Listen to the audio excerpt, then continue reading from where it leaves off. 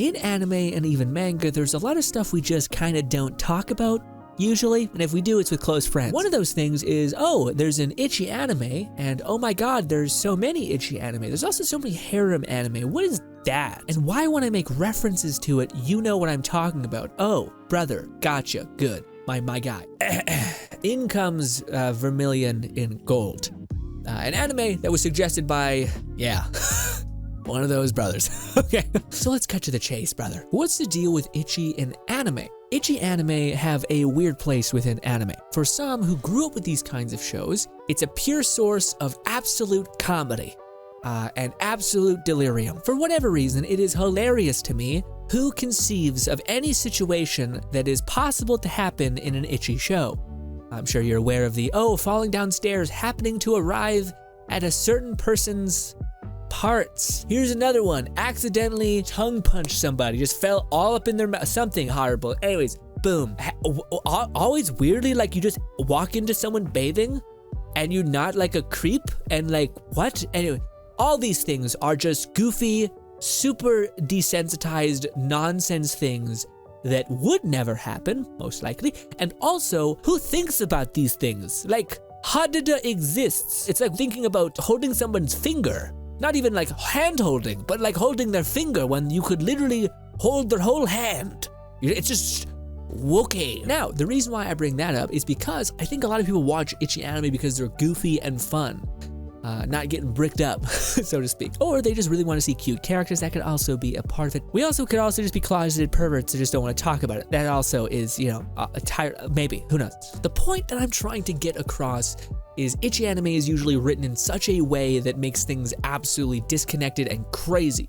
Now, Vermillion in Gold, the anime that we're talking about, does do that sometimes. But surprisingly, it actually does intimacy in a way that feels kind of like uncomfortably close to what intimacy kind of is, which is like this hugging your partner, too much, yeah, you know, I'm trying to keep this not fucking destroy this video. Also, if you're wondering why the footage is weird, oh my god, there's no scene that is not just excessive in the fan service department. But anyways, fighting for my life out here. Now, before we get too much into this, what is Vermillion in Gold? The simple TLDR is essentially magic school. You've seen it before. School functions around having a familiar. Boy can't summon familiar. Boy finds old book. Boy summons demon girl.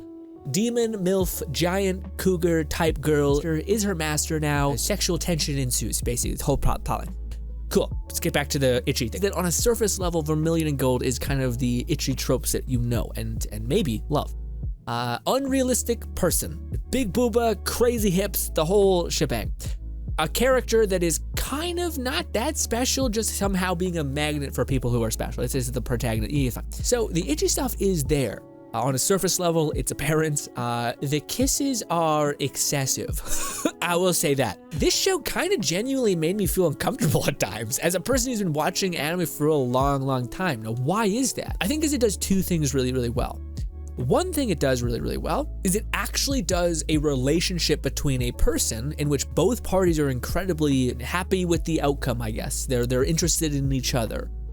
And actually doesn't hold back on what that kind of looks like a lot of times with certain people. Certain people just go whole hog into a relationship and just face smash, basically. It's nice if I could put face smash like crazy. And very rarely in anime or in any show, specifically ecchi, do you ever see the heroine on the, offensive? Like she's constantly seeking out the person. It's usually some sort of like, again, the main character fails into quote unquote success. Like, oh, I've slipped down the stairs. Ooh, yeah, this happened to me. Oh, I tripped and now I'm in this position. Oh, I opened up the bathroom door and now I'm here, right? Or like, oh, so it's that. But rarely in any of these shows is the main heroine seeking out consistently the main character. Now, that's one of the things that it does kind of different. But the other thing that it does is it does relationship stuff really well. Like I was kind of trying to mention, I forgot what I was about to say. One of those things is basically someone committed to you. And how when someone is fully committed to you, things kind of start to speed up within relationships. Most people don't want to slow down when someone they likes the hell out of them, wants to be physical with them, and is willing to be all for them.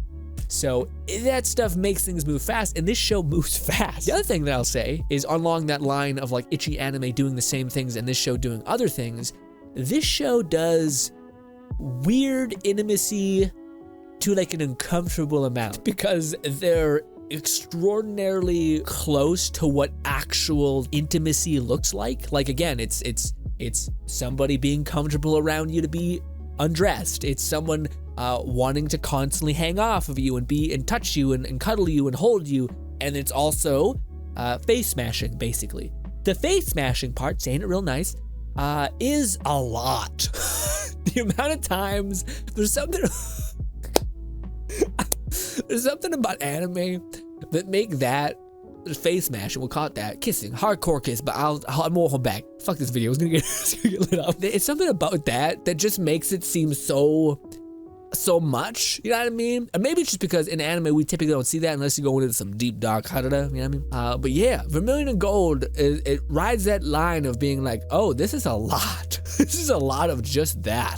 It's kind of, again, there's a plot point in it, yeah, air quotes, plot line, where that's how they like transfer power. It's a lot. It's a classic, you know, degenerate nonsense thing. But that's something that stands out as different. This is an ecchi anime that almost makes you feel like you're actually seeing, in some ways, an actual reasonable representation of intimacy, I guess. Whereas in anime, it's so like disconjointed, it's not really connected, it's just accidents happening. It's like an awkward going to a hot springs and then you just seeing nipple and you're like, why? Why is this here? It's meaningless. Like, Jesus. Whereas again, in this show, it actually like, they kind of work it into the plot line, but it also makes sense because both of these people basically like each other. And they're kind of like together constantly. And if that happened in the real life, that's not far off to think that things would intimacy would happen, etc. Anyway, so the ecchi part of it is actually in some ways feels somewhat grounded, even though she's a demon mommy, waifu, milf, fucking cougar, whatever you want to call it. We're really bricking this video up. And the last thing I guess I'll kind of point out for my whole like kind of antithesis of why the show stands out in a weird way, it has weirdly like wholesome moments. Like it goes through moments that a relationship might go through, of like somebody having this a past trauma, fear that they perceive a person that they adore and love won't love them back. They kind of dive into that in a kind of a strong way, where a person's done something that they're not proud of. They have a perception of themselves that is terrible, and they don't think that a person that they adore can ever love them. And that kind of being something they explore in a really wholesome way. This shows like a perverted nightmare hell for a lot of people who are into the ecchi scene. You're gonna love it, but it also has moments that are really wholesome, specifically towards the end, where there's like a whole thing that happens where they accept it. I'm not gonna spoil it, but it's great. It's very sweet. And also, this is a show that actually progresses. And that's kind of nice. I think this show is at its strongest point when it's actually talking about the intricacies of love and how you actually can accept someone. And then it just kind of says, fuck it, let's smash bodies close together and then cut to black as soon as things start getting a little too spicy for, you know, ecchi anime. Now, that's ecchi thing set aside. That's what the show is. You'll see a lot of this in the show. That's kind of what it's based around, honestly. It seems like it's like, how many instances can we get these people to face smash together? But outside of that, it's actually neat. I like the idea of summoners, familiars, this kind of whole thing. I like the idea of like a demon-esque person that's kind of enabling you. I'm not, again, the whole face smashing, a lot. All I'll say, a little bit's fine, a lot of it's that. It's just like, it feels like the horror criticism I have, which is a lot of horror anime basically. It's like, oh, it's been 10 minutes. Let's watch someone get beheaded, even though we've already know the villain is super bad, but let's just watch something grotesque because it's time. Instead of being like, let's watch something that pushes the plot forward in any way or gives us a new perspective on what's happening. Same thing with this ecchi anime. It's like, oh, it's been 10 minutes, time to watch them face smash. It's just the nature of the beast. All right, one thing to let you guys know, the side characters you will not care about probably. They will dissolve, they mean nothing. The main meat and potatoes of the show is literally the meat being Vermeil for sure, and the potatoes being kind of the main character that's just kind of like it's just you know, he's shota, whatever the fuck it's called. it's that. He's a short king, we'll call him, and he's fighting to become a better man. And yeah, if you were to condense the overall plot, it's as simple as dude gets a girl way out of his league, fights to become a better man, basically, is this antithesis of the overall storyline. It's cute, very cute. Also, degeneracy everywhere, boyo, you know, happy. Then that brings us to the very end. Who is this show for? Should you watch this show? Well, if you like ecchi anime, buckle up, because this show made me feel like it was kind of a lot at times.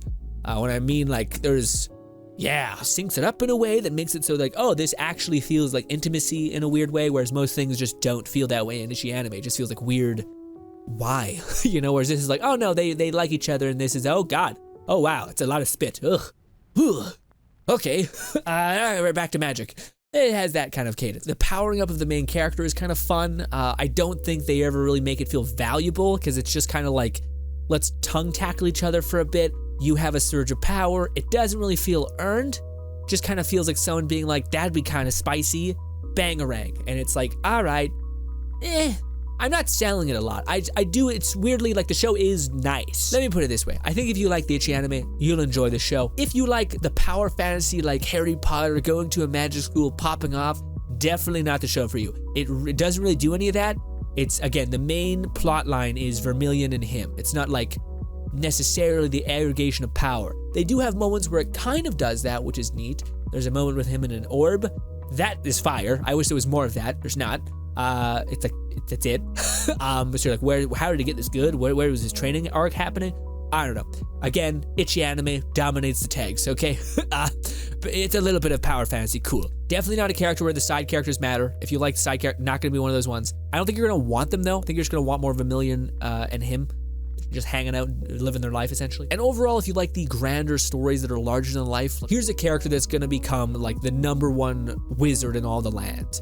And how he did that is by accepting a demon and loving her to no end and protecting her, and they both grow together. That's kind of the overarching plot, which is nice. Weirdly enough, I think if you like romance anime, you might like this. If you like Ecchi anime, probably definitely like this. And if you like the, strangely enough, not capitalized on cougar MILF type character that just doesn't exist in most shows, you like this one? Sure, a lot actually. Also, if you like the redeeming type arc, you will as well. Overall, if you fit any of those categories, I think you'll like the show quite a bit. It's visually pretty nice. I will say, again, it is true in Ecchi anime. There'll be moments where you're like, wow, that's an outfit that just everyone else is wearing school clothes, and she is wearing not that. And you're like, this just seems crazy. Why is no one like acknowledging the madness? But anyways, it's a pervert show. It's what it is. Ladies and gentlemen, if this had a season 2, I would watch it, because overall it's a fun story, and honestly the like romance aspect of it's nice. It's nice seeing actual intimacy in a show though, and not just be like some weird freaky pervert nonsense where you're constantly you find yourself in a perverted situation but you gain nothing from it. Like you don't actually advance the relationship. They don't care either. It's just weird. It's just weird. Anyways, ladies and gentlemen, I love you to bits. Consider watching the show. I don't know what to feel. I liked it. It was fun, but it was a lot of so much saliva in the kiss. Anyways, you'll probably like it. Love you. Bye.